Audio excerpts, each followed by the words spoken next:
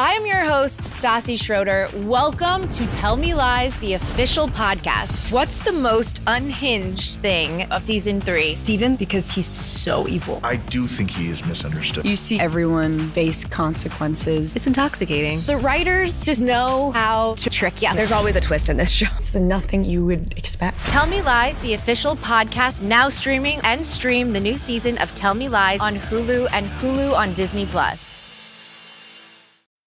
New Year, same extra value meals at McDonald's. So now get 2 snack wraps, plus fries, and a medium soft drink for just $8. For limited time only. Prices and participation may vary. Prices may be higher in Hawaii, Alaska, and California, and for delivery. Welcome to 4Kids Flashback.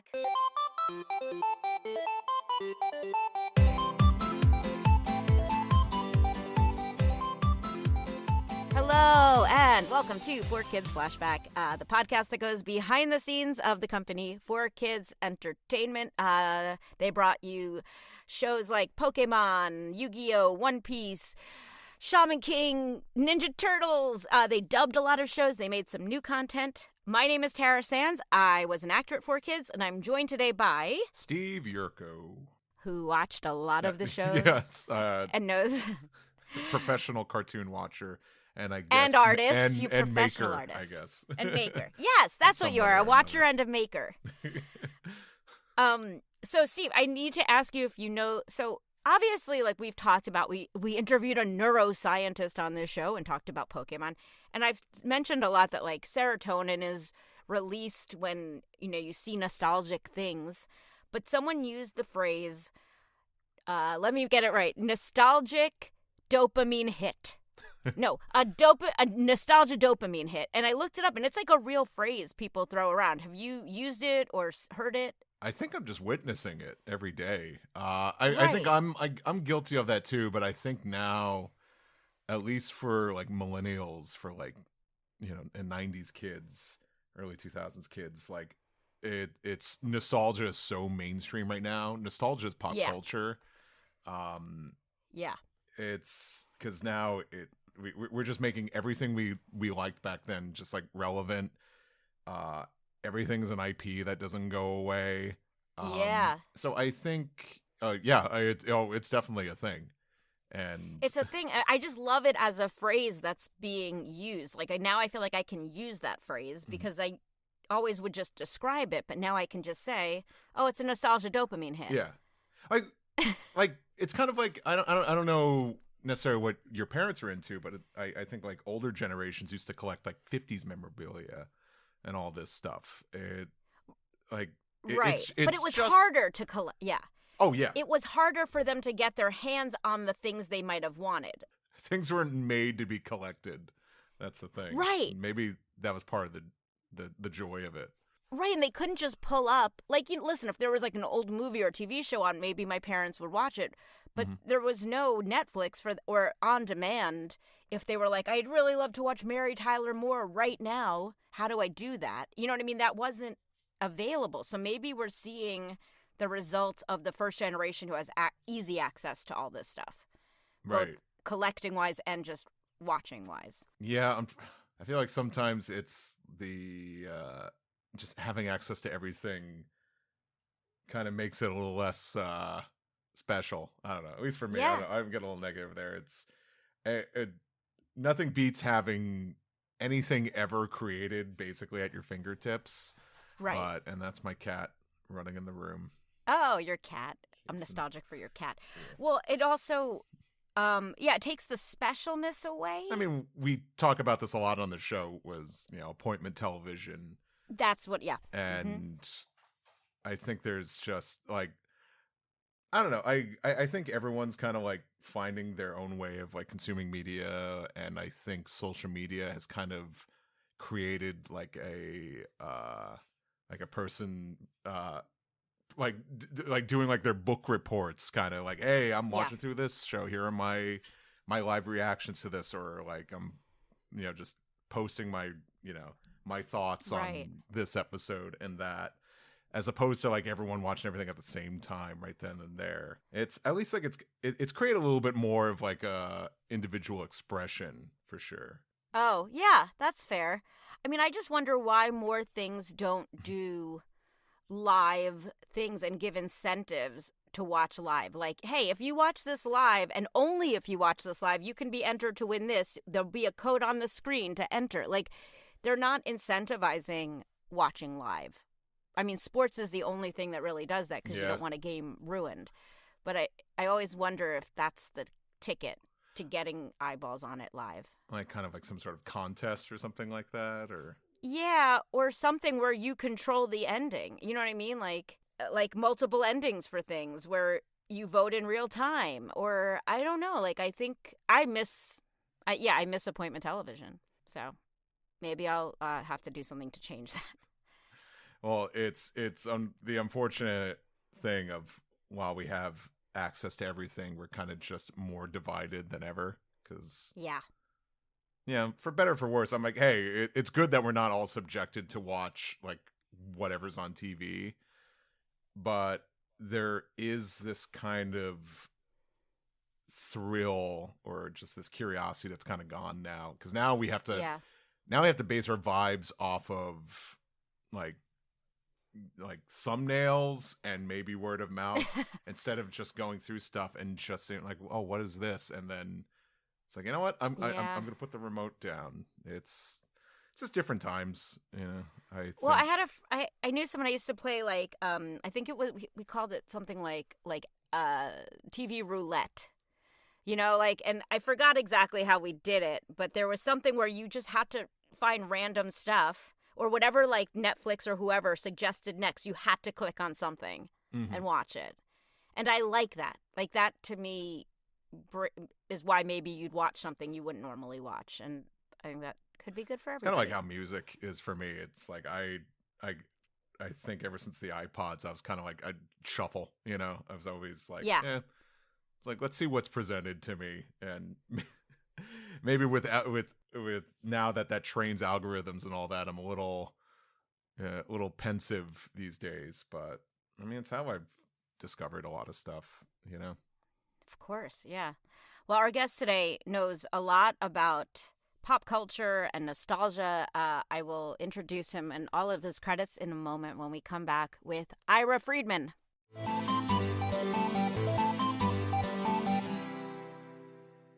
Our guest today is Ira Friedman.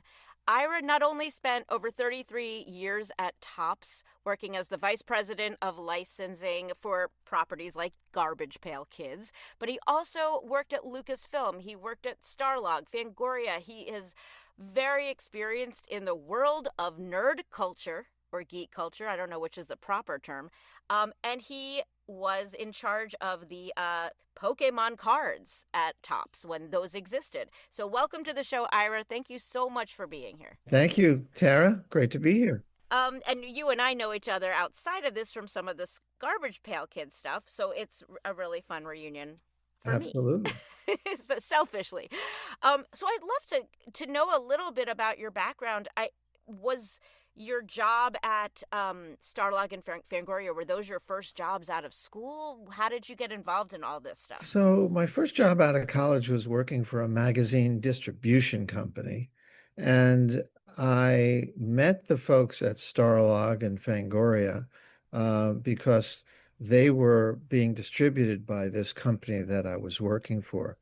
Okay. And at some point, I realized that it's okay to be involved with distributing someone else's product, but it's more fun to be involved in actually the creative side where you're producing the product itself that someone else can distribute. So I approached the two publishers that ran that business back in the day, a guy named Norman Jacobs and Kerry O'Quinn. And next thing you know, I was their assistant, sort of assistant publisher, and ultimately became the associate publisher and spent a couple of years working for those guys, which was a whole lot of fun. We did a lot of things. And Fangoria was one of a number of offshoots that they created with Starlog really being the main driver at that time. What was Starlog? I don't know anything about that. So Starlog was a sci-fi media magazine, if you will. loaded with pictures from movies at the time. So this was in the 70s, the late 70s, and films like Star Wars were becoming, massively popular. Mm-hmm. Close Encounters of the Third Kind, lots of things going on TV, The Incredible Hulk and Flash Gordon. So this was like a fan magazine for pop culture people. That was, it was just colorful and not too serious. There have been very kind of intellectual type sci-fi magazines over the years, Isaac Asimov, science fiction stories, things like that. But this was a much lighter side to it. And it was the first issue actually featured Star Trek on the cover. That was the Oh, big okay. driver back in the day. And were you into all this stuff? Like, would you consider yourself into geek culture and all of this stuff? Well, truth be told, Tara, something you're asking. You know, I was, as a kid growing up, I was more interested in sports. Okay. Yes, I read Superman comics, but I wasn't a part of, I didn't see myself as a part of geek culture back then. Mm-hmm. I certainly, once I got into it, on a professional level, I really enjoyed it. I empathized with fans. And to this day, I have enormous respect for fans out there because they have so much passion. And whenever I've been to conventions over the years, the thing I take away most, that I really enjoy the most, is seeing so many people having such a good time, enjoying themselves, maybe not always having the same opinions about certain things, but with a sense of congeniality, Yeah. empathy for one another. And, I always say that whenever I go to a convention, every person I look at has got a big smile on their face. And Yeah. and so Yeah. I really empathize with that. Yeah, and you wonder, I mean, I think it's partially them finding their people. It's a lot of the nostalgia dopamine rush that they're feeling, Yeah. but they're very safe spaces. And we spoke earlier and you told me that your first San Diego Comic-Con was in 1980. Did it feel like that even then? I mean, has it always been that kind of world? Well, of course, back then, you're really dating me here. Sorry. Uh, Back then, the convention center didn't exist, and the convention itself Right. took place at I forget the name of the hotel, but it was in a small hotel. It was very personal, very close in. Funny anecdote about that experience was, so this was in 1980, and of course, Star Wars came out in 1977. And they didn't have the big video releases back then because, videos were really not uh, on the market at that point. Right. So my task from the company, because we were based in LA, was, and one of my responsibilities at Lucasfilm was I was in charge of the Star Wars fan club. So again, I've been Oh, connected with fandom for a whole long time. And wow. so one of my bosses said, "Well, Ira, um, we're going to be screening an original 35 millimeter print of Star Wars: A New Hope at the San Diego Comic-Con. Again, it wasn't out on video at that moment in Yeah. time. So, and it had obviously it had an extended run in theaters, but it hadn't been in theaters in a while. Again, this is 3 years after the initial release. And so you need to take these canisters of film and don't lose sight of them the Oh my entire gosh. time you're there. Because God forbid one of these things gets out, don't even bother coming back to the office. And so I Wow. was so nervous and so scared that something would happen that I really wasn't able to fully enjoy myself.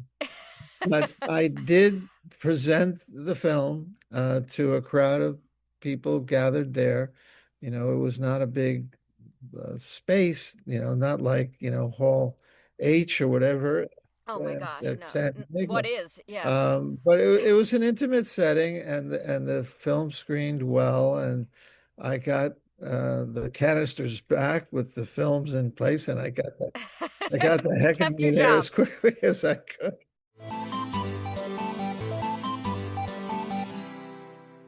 Hey guys, Tara Sands here. I have some upcoming convention appearances, and I'd love to meet you all in person.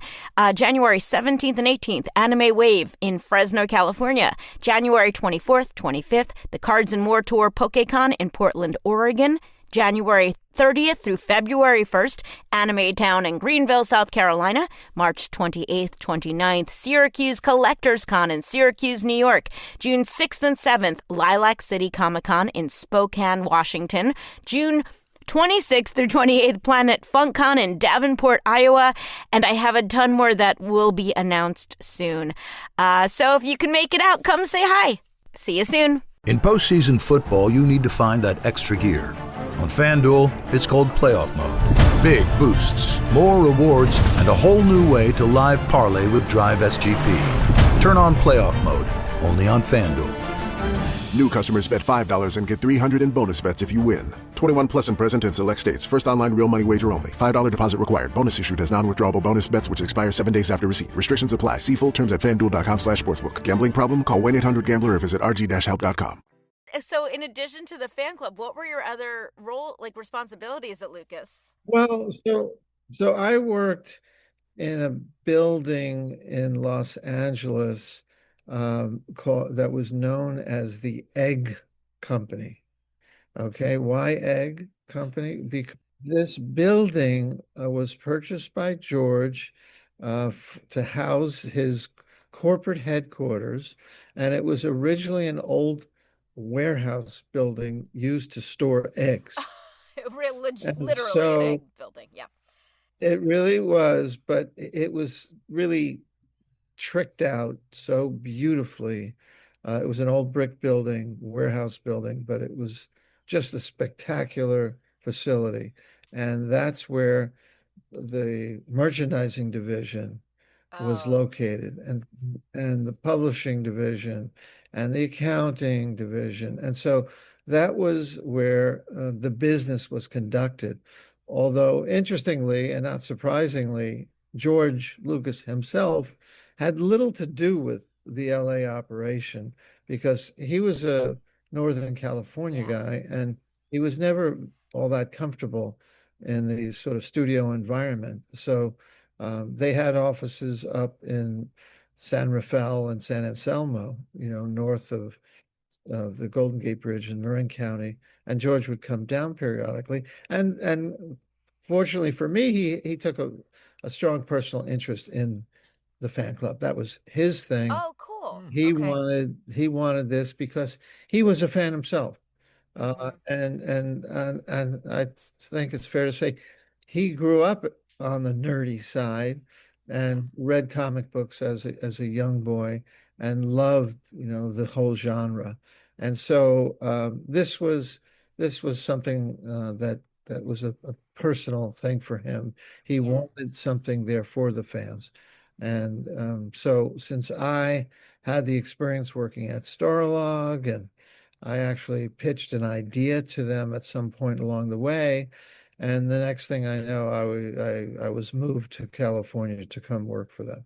And I spent some time there on the fan club side as well as on the merchandising side. So there was, even back then, there was a lot going on in the early days of Star Wars.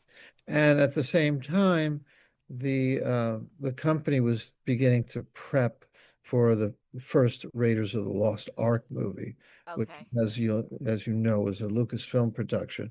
And so in the same Egg Company building, who was a couple offices away, none other than Steven Spielberg and his assistant at the time, Kathleen Kennedy.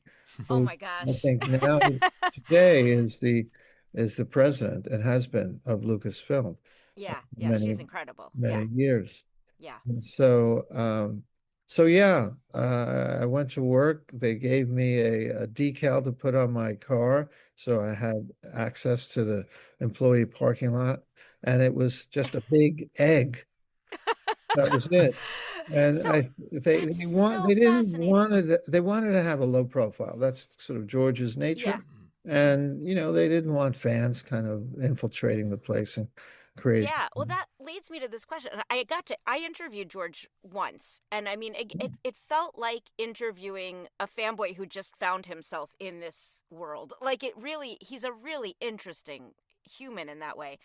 But in terms of the fandom, we talk about fandom a lot on this show because these shows that we deal with, like Pokemon, they're rabid fans. Yes. Were there those rabid fans back then? Like, they didn't have the access, obviously, but did people show up? Like, what was managing a fan club like that like for Well, you? we had literally hundreds of thousands of members. And Yeah. and so um and it was only, to my recollection, one time that actually one such rabid fan showed up at the building and Okay. in a Darth Vader costume. And it was, nowadays, of course, things are totally crazy, but back then, there wasn't a feeling of this being a tremendously threatening situation. Okay. However, people were nervous about just fans Yeah. coming through, and this was one of the reasons why there was no sign on the front building that said Lucasfilm. Hmm. It was the egg company, Yeah. and that's the kind of low profile that the company maintained for all those years, and of Yeah. course now they're a part of Disney. Um, but yeah, What no, isn't? Yeah. fans were rabid back then. There's no question about it. There are just more of them today. Yeah, I would say maybe more so just because like Star Wars, like you said, like there weren't even VHS releases yet, so it was just the movies and that's it, you know. So I think Yeah, and some of the early merchandise, I remember George took a personal interest in the merch. He liked that stuff, and there were some small limited edition type things. I remember there was a, a company called, I think it was Sigma, SYGMA, that were doing ceramic mugs. Mm. And there was a Chewbacca mug that was one of uh, George's favorites. But we got one, each got one for Christmas one year. And then there was a company that was making like an R2D2 cookie jar. Oh, Another I remember that. yeah. Seeing personal it in friends' favorite. houses. Yeah. And that was made by a company called Roman Ceramics. But yeah, I mean, this was the early days of merchandising, and Yeah. Star Wars, obviously the content of the films really resonated with people in such a way that they wanted to own a piece of it. George was smart to get on that right away. Yeah. Oh yeah. And not only that, Steve, but he was smart to be able to retain the merchandising rights for him, Exactly. for his Mm. company, as opposed to 20th Century Fox, who released the early films, was very much a part of the early days of merchandising, but at some point in time, if they wanted to continue to distribute those movies, they had to give up those rights. And so George maintained them for all of those years So later. smart. So And smart. that was a brilliant move on his part. Wow. Okay, so I don't want to keep you forever. So you make the move to Tops. How does that happen? So in between, there was a point in time when I decided that um, I wasn't meant to be living in LA. No offense. Fine. Okay. Uh, We're from the East Coast. We get it. and I felt a little bit like a fish out of water. I loved my experience there. But at some point in time, George said, you know what? I'm tired of this whole LA thing. I want to move the entire business to Northern California. Yeah. And on one level, that was very intriguing to me because they wanted me to move up north. But on the other hand, I just felt like I wasn't quite supposed to be there in the first place. I pitched Lucas an idea. They liked it. They hired me, but I wanted to do that stuff on my own. And so as much as I love being a part of the organization, I just felt like moving north and I'll never know, of course, was just going to delay my, my need to do my own thing. And Yeah. so I decided to move back and start some things on my own. And again, this was after I had some publishing experience working for Starlog, and I started publishing some magazines on my own. And I was able to, and I did some fan club stuff on my own. And as a matter of fact, uh, I became friendly with Kathleen Kennedy. She was Kathy back in those days. Okay. Uh, Well, you could call her Kathy. Yeah. and a member of our company softball team. But at some point, she reached out to me and called me and said, I was back in New York, and said, uh, I'm involved with this movie, and it looks like fans are going to go bonkers for it. And we're thinking there's going to be such a need to communicate with these fans that would you put together a fan club operation for it? What was the movie? A little something called E.T., the extraterrestrial. And so I did that, and she was absolutely right. It became a phenomenon. We had a huge number of participants in this little fan operation. I was doing again on my own. This was doing it myself. That's amazing. Some people, and then I started to publish some one-shot magazines based upon popular movies back in the day. And I think the one I'm the most proudest of is a one-shot, of what we called them official movie souvenir magazines for a movie called Blade Runner. Wow. Starring Harrison Wow. Ford. Okay. And then I did a series of these magazines, including, I noticed the other day with your Goonies t-shirt on, we did a souvenir magazine for Goonies and Gremlins, Young Sherlock Holmes, Back to the Future. I did a whole bunch of licensed movie souvenir magazines through my own company, Karate Kid movies.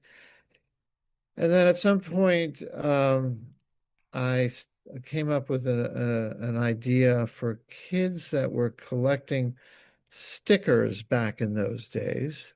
Might have been one of them. That was exactly the Like, target demographic that I was in. Yeah. and so, do you remember brands like Lisa Frank? Oh yeah, I just watched that documentary. Yeah, there's a docuseries about them. I Yeah. know I have not seen it, I must admit. It's on Prime. Yeah, it's disturbing.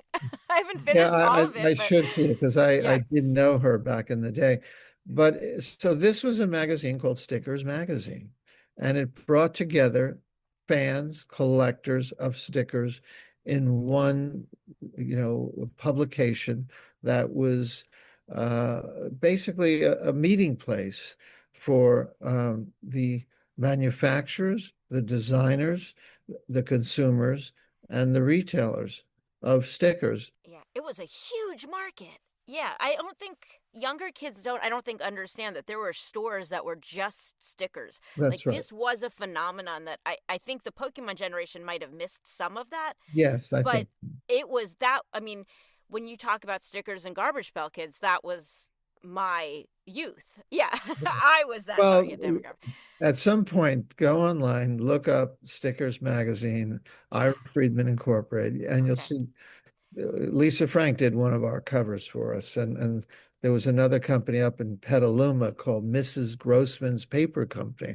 I don't know if you remember that one, No. but they did some spectacular stickers.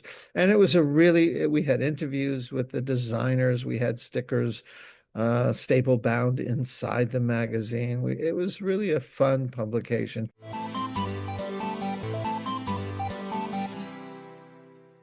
And at that time, Topps was doing stickers and baseball stickers and other sports. They were partnered with Panini, another company in that space from Europe. And of course, I knew the folks at Topps because Topps was one of the original Star Wars trading card licensees. They were part of the original movie. In that, in those early days, they started up in the late 70s. And so Again, when I worked at Lucas and was involved in the merchandising division, I had contact with Topps. That was my initial contact. Okay. And then when I realized, well, they're publishing some stickers, maybe they want to advertise in my magazine. And so I called the contact I had at the time at Topps and said, hey, I'd like to come out and show you this thing that I'm doing. Maybe you guys want to advertise in it. I went out there to Brooklyn and I had my magazine under my arm, and I met with this guy who was the top contact out when I was at Lucasfilm. And he said, this looks really cool. Let me introduce you to the chairman of the company. And so I met this guy. His name is Arthur Shorin, and he was the CEO. His family founded Topps Oh, wow. back in the day, 1935, I think it was. And he was the second generation management. And, we just sort of hit it off and agreed to stay in touch. They never threw me a dime worth of advertising, I might add. All right. But I made Oh, a wow. friend in Arthur Shorn, who, by the way, ran the business for over 40 years. And I spoke to him just last week at the age of 91. Wow. And he is still out there. Oh, But he said, let's keep in touch. And then, within a couple of years, he convinced me to join the company. And that was in the late 80s. And okay. so that's kind of a long-winded response to your question, No, that's Karen. great. No, Uh, but I just love, again, you have this respect for fandom. All of these jobs you've had are creative and interesting. And a subplot of this podcast, we always say, is figuring out a way to lead a creative life if that's what you want to do. And I think you're such an amazing example of that. but I will say, I I don't think fans get enough respect oftentimes Agreed. in corporate America. Um, I had that sensitivity because I was just exposed to it at an early age. But so much of corporate America is all about the numbers, and people just couldn't care less about who is, you know, buttering their bread, because Right. if it wasn't this person, it'll be another person. And so, and I don't know, I always had, I don't know if the right word is empathy, but I always had a sensitivity to fandom because I respected what they brought to the table, and that's Yeah. passion, and Mm-hmm. that's the enthusiasm, and that's ultimately those are the ones who are supporting what you're doing. If you can't respect them, then you shouldn't be doing it. Yeah. Well, and that's a lot of the reason for this podcast is because we wanted to give the fans this behind the scenes look at these things they love. Steve grew up as a fan of these shows. He's a professional artist now on Rick and Morty. So he came from the fandom, and I love their questions. Like, I have questions for you from fans. I love that you came from that place. But we should get into the Pokemon of it all. So, you fell in love with Garbage Pail Kids. I know how much you love that Absolutely. brand. Absolutely. So, so can you just you don't have to tell the whole thing, but like how you went from doing the Garbage Pail Kids stuff to Pokemon, and were you also the one in charge of like when boy bands would get some Topps cards? Like, was that all you? When the chairman of Topps brought me in and said, we want you to come over here, and kind of made it worth my while. And he says, here's your title. You are going to be the director of new product development. That was my position Okay. when I started. And so my first question was, what is a director of new product development? I wasn't quite sure. And Right. I soon realized that all the things I've been doing before getting to Topps was creating new products without really considering myself a new product development specialist. But the publishing, in many ways is the same thing. And so there was a pre-existing new product development department there when I got to Topps initially. It was run by a guy who was getting near retirement age, and he wanted to sort of bring in some younger folks to help keep the whole thing going. And I was, deemed to be that person. And so My initial role was less about licensing and more about creating the products. And then at some point, it just became just a natural extension of what I was doing Hmm. on the product side, because we were, as a department, very plugged into pop culture. Uh, Yeah. at the time, they had things called magazines that were out there. And so we subscribed to Variety. We had Rolling Stone magazine coming in every Hmm. month. We had some rock and roll magazines. We had Entertainment Weekly. And so, I worked with a group of, pop culture junkies, really. Yeah. And so when anything would get hot, we'd take a look at it and see if there was an opportunity. So if it was, New Kids on the Block, or The Simpsons, or Lord of the Rings, or I remember seeing something called the Teenage Mutant Ninja Turtle. Oh, yeah. And I brought it to the chairman and I said, author, I feel like this is something that we should be a part of. And it was just getting started. And he says, I don't know what you're talking about, but if you believe strongly in doing it, then, go out and get the rights. It was a huge hit for the company, and not just cards, but bubble gum. We Hmm. had all kinds of candy products and stickers. And I always like to say at the time that one license kept me employed for at least 5 years, because Yeah, that makes sense. Yeah. it was so successful that they knew that I had everything to do with it, that they decided to keep me around for a while. But so yeah, licensing and product development all sort of go hand in hand. And so yeah, I ended up, the thing to me that was so interesting, and maybe to some of your viewers, is that every time we would bring in another license, it was like starting afresh. And so it never got tired. Yeah. I would often be asked, like, Ira, you've been in the same place for all these years. Doesn't it get boring after a while? And the answer was no, it never got boring. And because we were always, finding our way into different opportunities with different licenses, and Pokemon certainly being one of them. So my recollection, again, Tara, we're talking 25 years I ago. know. We should have done this podcast a long time ago, so we'll take whatever you can No, no, remember. I do have some interesting Okay, recollections. At great. least I think. I hope you think so. But so there was a woman at 4Kids. So you must know 4Kids pretty well from all the shows that you've done and people you've talked to. But there was an account executive there named Susan Eisner, and Hmm. she was responsible for selling all the licenses to all the different properties that they had in the house. And so one day she showed me this thing called Pokemon. Of course, I'd never heard of it before. She made reference to the fact that it was successful in the United States. I mean, in Japan, and it Japan, was yeah. going to be new in the United States. And there was this sort of collect them all kind of Yeah. mentality that was Hmm. a key part of the DNA of the property. And I looked at it and said, trading cards, collect them all these different characters, it just seemed like it was a good fit for what Hmm. we do.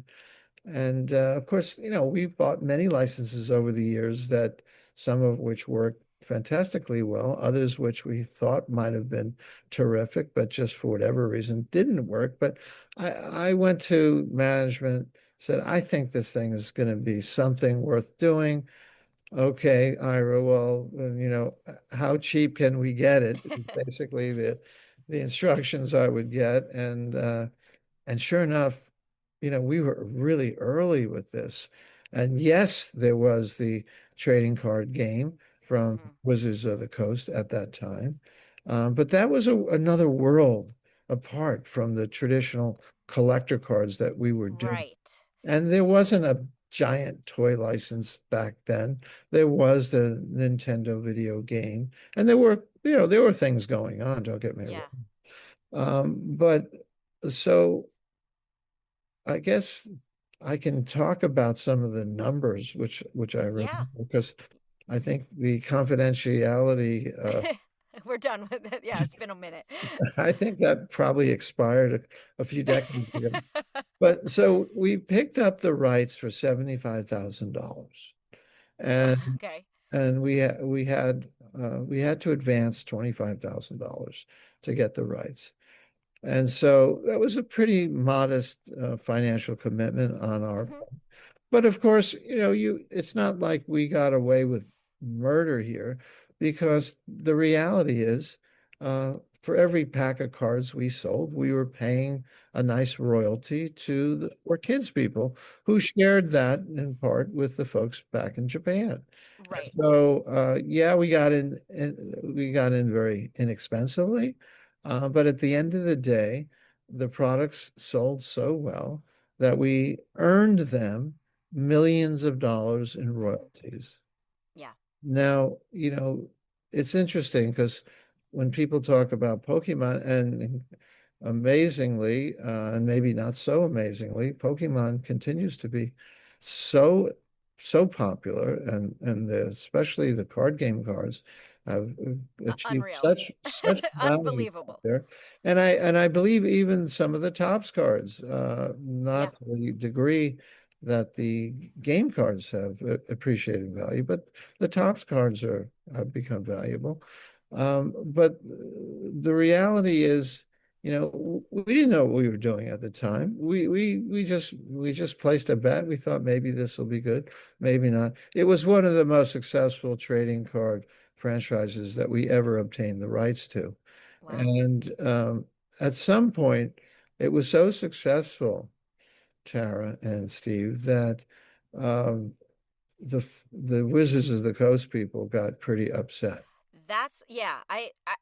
It was always mind blowing to me that that another card even happened. So it doesn't surprise me that Wizards finally was like, wait a minute, what's Well, going on? Yeah. of course, they, I believe, didn't get the rights to do those cards from 4Kids. I think Right. they made their deal with Japan. Well, and I'm not mistaken. the big difference for those of you who are listening, and I'll post like a sheet of like that shows a lot of the Topps cards. They were very different than the Wizards of the Coast cards. So a lot of what you guys did were scenes from the movies and the TV show, which I That's love right. because it evokes a moment, as opposed to just. And they also did, cards of just the Pokemon themselves, but Wizards of the Coast never had a card with Ash on them, or Brock, or Jay. And a lot of the characters I played, I couldn't get a card of them unless I got a Topps card of them. So for us, it was fantastic. So that's nice for you to say that, because we did take a certain amount of pride in doing something different. There were no gaming elements No, contained no. within our cards. They were and a lot of the technology that we used in our cards, die cutting and lots of holographics and lentil. Yeah. So it was intended to be a different sort of experience for the consumer than Hmm. what game cards offered. And those game cards, I know lots of people say, well, people don't play the game, and that's true, but plenty of people do play the game. Yeah, yeah. And so their cards served a different role. Where things got a little funky, I'd say, is when the rage for Pokemon was so intense, and the ability for Wizards to keep up with the demand was so challenging Hmm. that the product would be sold out, their product would be sold out, and people, I think, in some cases, parents, mothers in the supermarket were being begged by their kids, Mom, please get me this pack of Pokemon. Mom couldn't have cared less whether it was a game card pack Right. or one of our packs. They just bought it It because, said Pokemon on it. Yeah. let me shut up my kid, just give me the cards. So I think, listen, I think Wizards had some legitimacy to their complaint, but at the end of the day, we made a deal with four Hmm. kids, and we were going to hold them to it. And Yeah. frankly, they were doing quite well as a result of that Yeah. deal. So they weren't. They may have taken a little slack from the folks at Wizards. But at the end of the day, we kept on doing our thing until a very interesting development. And I'm not sure this has really been talked about before. But at some point in time, our approvals stopped. They just weren't coming through. And clearly there was something going on. Okay. And so I was told after inquiring, it's like, hey, this thing's going great. Why aren't you approving our new designs, our packaging and so forth? And they said, well, Ira, folks in Japan are not happy.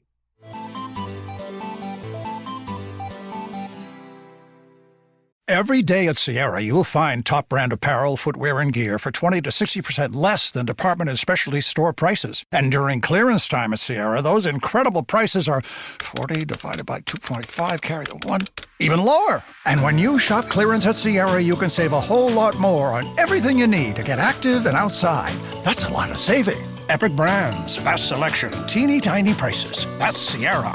Visit your local Sierra store today or shop online at sierra.com.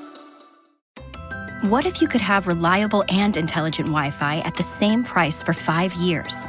That's the Xfinity 5-year price guarantee. No annual contracts, no hidden fees, and our best equipment included. Just 5 years of Wi-Fi that boosts speeds to the devices that need them most, that finds and fixes problems before you even notice them, and that keeps you gaming in the fast lane. Lock in your price and unlock the possibilities. Xfinity. Imagine that. Select plans only. Restrictions apply. And they said, well, Ira, folks in Japan are not happy. Okay. They're not happy about this deal. They're not happy about these cards, and they don't want to approve them anymore. And so, well, guess what? We have a contract. And, this is all legit. It's all legal. Yeah, you're not doing anything you're not supposed to be doing. Correct. Yet, the folks in Japan were not happy. Yeah, I get it. So what happened? You might ask. Yeah, what happened, Ira? So at some point, the chairman of the company, this fellow I mentioned earlier, Arthur Shore, said to me, you know what, Ira, you're going to have to get on a plane and fly to Japan and meet with these people to convince them, face to face, that they've got to open this thing back up for us so we can do our thing. And so I had to get on a plane. Thankfully, I flew first class because a flight to Japan is not that comfortable in coach. And I brought with me one of my colleagues who was also our general counsel. Okay. Oh, yeah, smart. Okay. And we flew to Japan, not even knowing if we could get an appointment. And so at that time, wow. at that time, the Japanese, there was a company called ShowPro. Do you know that? Yes. And they were involved with the Pokemon property in Japan. And they had some involvement in some of the rights that 4Kids had in the States. Yes. I don't know. I don't remember Steve, exactly. There was Ultimate Muscle, maybe, or there's. Well, I was gonna say with ShowPro, if it was Pokemon, it might have been like the home video. Oh, maybe because that was what they were ShowPro became like Viz or Viz. Yeah. Whatever ShowPro in the States was, that became Viz Media. So we didn't know that we even had an appointment. We weren't even sure exactly who we were meeting with. But I did reach out to ShowPro, who we knew because they were involved in the property at that time. And so sure enough, we flew to Japan. We get there, and waiting for us in the lobby of the hotel was this team of folks from ShowPro. And because they were going to bring us to meet personally with one of the creators of Pokemon. Wow. Okay. And I don't know if you know this name, but I looked it up because I couldn't quite remember it exactly. But it was Ishihara-san. Uh, Oh. and his first name is Tsukayu Ishihara. Ishihara. And he is to this day the global president of the Pokemon company. And the guy from Showpro, who brought us to meet with Mr. Ishihara, is a guy named Kenji Okubo. So Kenji today is the president of the Pokemon company in the United States. That's why that name's familiar. Yeah, Okay. he Yeah. is the main man these Mhm. days Yeah. in the US for Yeah. Pokemon. So you go to these offices. That's kind of intimidating, but I guess like you were pretty confident because you were Well, doing we didn't know everything what we were legally. doing. We didn't know what we were doing. All I know is that I was told I got to get on a plane and meet face to face with these guys. And we brought some little souvenirs as I'm remembering. Like, I think we somehow got the information that this guy was a big NBA basketball fan. So we brought like some signed NBA Hmm. memorabilia Smart. and that. Very And smart. so we brought some gifts and this guy Kenji, who again at that time was working, he was involved with Pokemon, but he was working, I believe, for Showpro. And he brought us up to meet with Mr. Ishihara. And we met for maybe an hour. I don't remember exactly. We showed him certain things that we were doing that would clearly give one the impression that what we were doing is very different from what they were doing. Mhm. Right. And Right. and I think once he understood the differences between both products, and I think he recognized that, from a rights standpoint, we had these rights. And I think he genuinely appreciated the fact that we got on a plane and flew halfway across the Yeah. world to Yeah. meet with him in person. At the end of that meeting, he said, "Okay, we'll keep this thing going," and we did, and we continued to do a boatload of business for the Yeah. next How period many of time. years did you guys stop working on the cards when 4Kids lost the licensing, lost the show in general, or There was did you a, guys stop for a different reason? there was a period where um, the the Wizards of the Coast people lost their rights, Mhm. right? Mhm. And the Nintendo folks took it over, Yeah. and the new regime there, which included this guy, Kenji, said, "You know what? We don't want any other companies making product that could even peripherally compete with our card game." So Right. that meant like candy products, novelty products, the Topps trading cards. We just want to solely own that retail shelf space, Yeah. and anything in a similar price point, even though, this is a piece of candy, this is a trading card pack, even though they're obviously distinctly different from one another, they didn't want anyone to Right. come close to what they were doing. Yeah. So one by one, any company that fell into that category were not renewed. Right.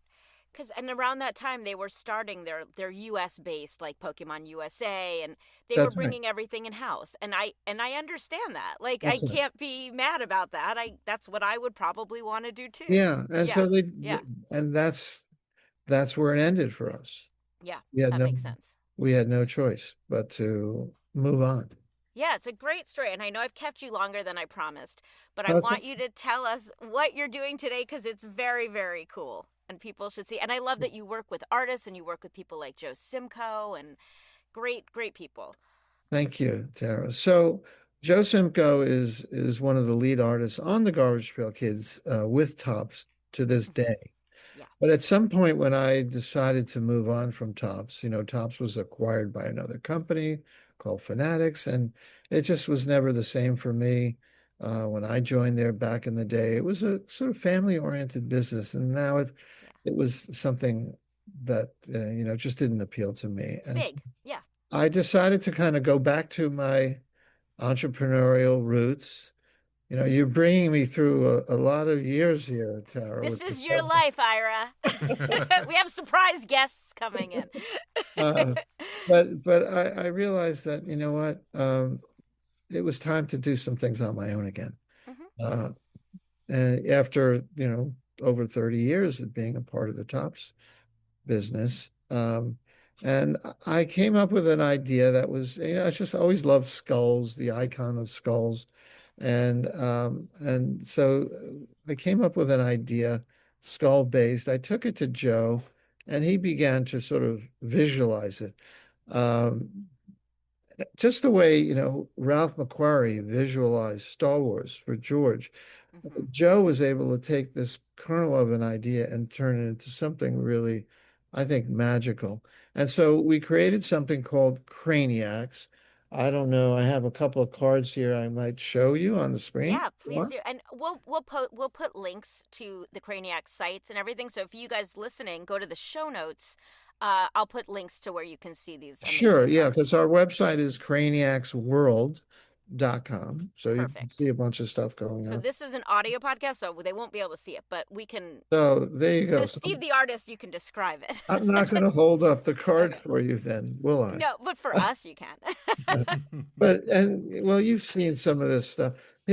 Joe's color palette is similar to the Garbage Pail Kids, but the designs, again, these are some puzzle cards, so they may not look complete. Very cool. And do they do the thing when the backs line up? Like I always liked the Garbage Pail Kids. When you flip them over, you could make puzzles out of the backs of them, which to me, that was the fun of it. Yeah. They do. Oh, cool. He's showing us cards. I'll put links to all this, you guys. But we have, there's a whole story that we concocted involving two different civilizations that somehow end up merging on and sharing the same planet. It's called Cartoon Logic, and it's a fun story where you've got one half of this planet is occupied by a whole Stone Age civilization, and the other half of the planet is occupied by a civilization from the distant future. Very cool. Utera and Retrovia. And how they get along is what this whole storyline is all about, or not get along. Right. There's lots of competition going on throughout the story. And it's quite rich with lots of subplots and sub-stories and great characters, and we've created well over 100 of them at this point. Wow. Now we're out there with a comic book series, as I think you know. Yeah. From a publisher called Titan Comics, and we've been optioned for an animated TV series. That's great. By a studio called Titmouse, who's done some amazing, they're incredible work. So we're trying to get a show on air. Not so easy, but they've developed a 45-second trailer that is incredible, and they're out there pitching the show right now. And then another thing that we've done that I'm really excited about is we've signed a book deal for a series of kids' books. Oh, awesome. That will be published by Simon & Schuster. Yay. And written by none other than, you ready? Is it my buddy? Let's see. Who is it? It's R.L. Stein. Oh, that's how we first met. That's Yep. right. R.L. Stein, for those of you who, I can't imagine you don't know, but is the author of the Goosebumps series. And he wrote a Garbage Pail Kids book, which is how Ira and I first worked together. Exactly. Oh, what was that? I don't know the details of this. Oh, so he wrote like a scary book with the characters of the Garbage Pail Kids card series, and I worked on the audiobook of it. Okay, So that's that's what I figured. That's how I we did connected. did not know that. But now you'll have to read it. And there's like a Garbage Pail Kids Awesome. cookbook. Like there's so much great stuff that I just want to give a shout out to Ira, like the tarot cards. For those of you who are not familiar with Garbage Pail Kids, it's a really fun world to dive into. And now you have Craniacs as well, which is so great. Yeah, and we don't want Craniacs could be considered an imitation of Garbage Pail, because it really isn't. But you have in common an artist, and his stylistically, there are some similarities, but the concept is very different. And as much as I enjoyed working with and on the Garbage Pail Kids for all those years, there was never really a story. Right. The They series, made that movie, but yeah, it well, wasn't yeah. the same. Yeah. Th that movie didn't win any awards for screenplay writing, I can tell you. But in this case, we're focused on the story, Yeah, you're world building. and we are building a world. And so we'll see where this takes us. But in the meanwhile, it's been a lot of fun, and we're doing it on our own. And great. we don't have to put up with any corporate stuff at this point. And it's a lot of fun. Yeah, you're back to your roots, and I love that. Again, it's part of that lesson, like lead this creative life and follow your passions, and do the work, put in the time. And is this really your first podcast interview? Is that true? You said that to me, and I was like, wait a minute. I think so. Wow. I think so. I know I'm a little bit old school when it comes to social media, but again, fans have always been at the core of what I've been doing, and to this day, it's about the fans, and we're getting fans. The nice thing about Craniacs, it is a concept. Everyone who doesn't love skulls, right? These days. Right. Yeah. And so the concept and the story really translate globally. There is nothing particularly American or about right. Craniac. It's an international I mean, listen, people on Mars might be, who knows, by the time this stuff happens. It's any day we could be living there. So I love that, and I love. And the way you talk about fans is lovely, and I do think our listeners really do appreciate when you guys put any thought into that at all. So Well, thank you, Tara. So much success. Wishing you so much success to Craniacs. You guys definitely check out the show notes. Follow Craniacs has an Instagram account. I will put a link to that as well. Thank you. Ira, you're the best. Thank you for doing this. Too, Tara, Steve, thank you so much.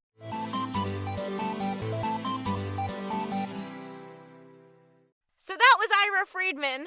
What a very cool career he's had and is still having. He's been so present in so many very cool pop culture moments. To have been at Lucas at that time, to have gone to see the changes in Comic-Con world, to watch changes in licensing, Pokemon from the almost the very beginning, just GPK, Garbage Pail Kids, which was just the only time in my life that I was buying packs of cards. I never understood sports cards because it just didn't interest me. And I didn't understand, honestly, the gambling side of it where you didn't know what cards you were getting. And the bummer when you got duplicates and the excitement when you got a new card. Like, that was the first time I understood that. And it's a big deal for a kid. So what were, I know you had Pokemon cards and maybe some Yu-Gi-Oh cards. Were you a sports card collector? Like, what else was in your collection? Briefly, I think, I think, every kid is kind of introduced to sports, and my dad is a sports guy, but, eventually kind of phased out of that. I was always more into cartoons. I mean, I collected Pogs. I remember Pogs well, We're talking about Goosebumps. I remember when Goosebumps books used to come with Goosebumps Pogs. I didn't know that. Yeah. Cool. Some did, yeah.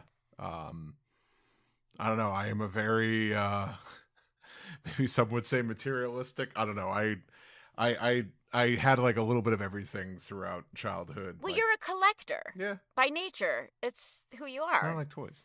Yeah, you like. Yeah. I remember the yo-yo trend. Oh wow. And that I remember when that happened in the 90s. And I think that was right before Pokemon. I think I remember, yeah, third grade, it felt like everyone had yo-yos, and then fourth grade, the Pokemon, towards the end of that year, that's when Pokemon hit it big. So, and then everyone, had Game Boys and cards and all that stuff. But no, I miss that. I miss the magazines. I miss all that stuff. I do like stuff like you do. And having the physical thing in my hands. I don't know. I don't want to sound like too old man complainy because I like express so much empathy and and love for fans, and I don't want to be like, oh, fandom sucks now. I mean, I don't know. He was, like I said, he was working for Lucasfilm back when Star Wars was just a few movies and Kenner Star Wars figures and R2-D2 cookie jars. I do kind of miss, like, not a part of me does miss having access to, like, not having access to everything and every bit of info, because I was a big magazine. Oh, I see. I was a big magazine kid. I loved, like, finding out about things that were going to come out just by picking up a magazine. Now it's kind of and that was the only way you could find out. And I miss that. And you felt proud when you knew something that not everybody else knew. And the internet and eBay and all these things changed that. Yeah. But it's good that, he could say, like, oh, he still sees the same kind of joy at people he sees at conventions, and there is still that there. I don't know. Oh, it's different. It's different, but it's there. It's different, but it's still the same. I think, I think we could just learn to not be too gatekeepy, and I think it's the love language is the same. I don't know if that. Yeah, well, I mean, I think when you talk to people, again, it's not necessarily our generation, but people who joined like a Beach Boys fan club or the Star Wars fan club, those were very important to them. And the fact that they felt seen is why they are still fans of those bands, those movies, those things. So I have to give him so much credit for being the one who was handling that, because obviously the fandom is insane for Star Wars.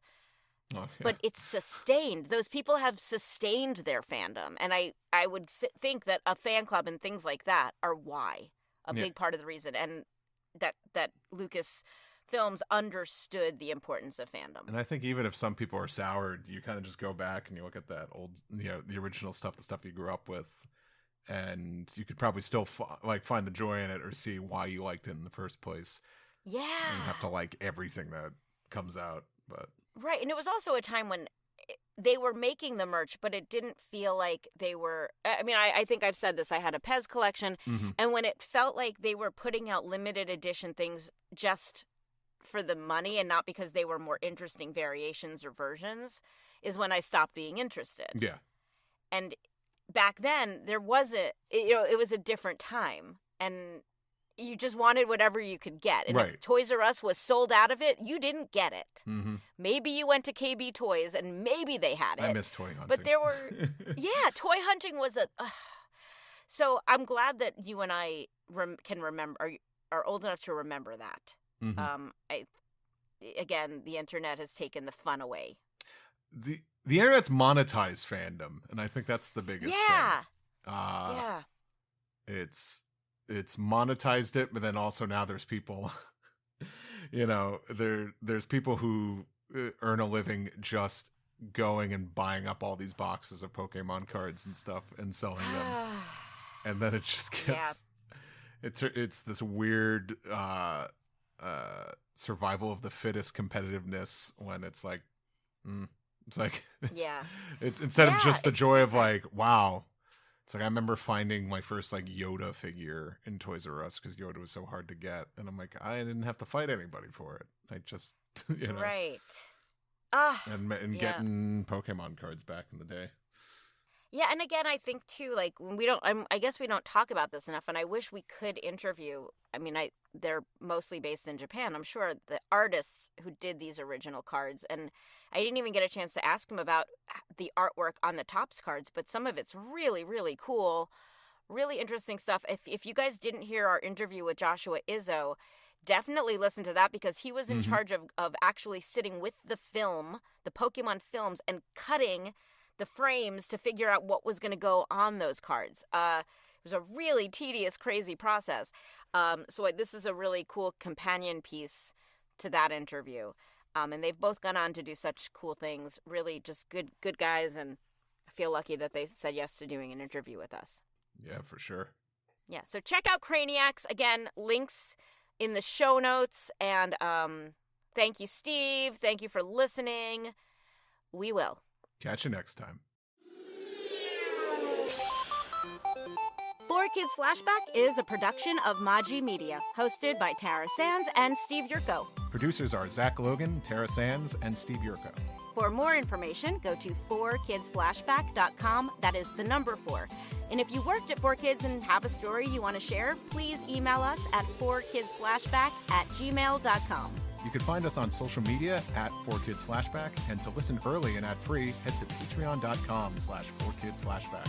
For podcast merchandise, find links on our website and Linktree. As they say on every podcast, if you liked this show, please subscribe, rate, and review, and tell your friends, or 4. If you want to check out other Maji Media podcasts, go to Maji, M-A-J-I, .media. Thanks for listening.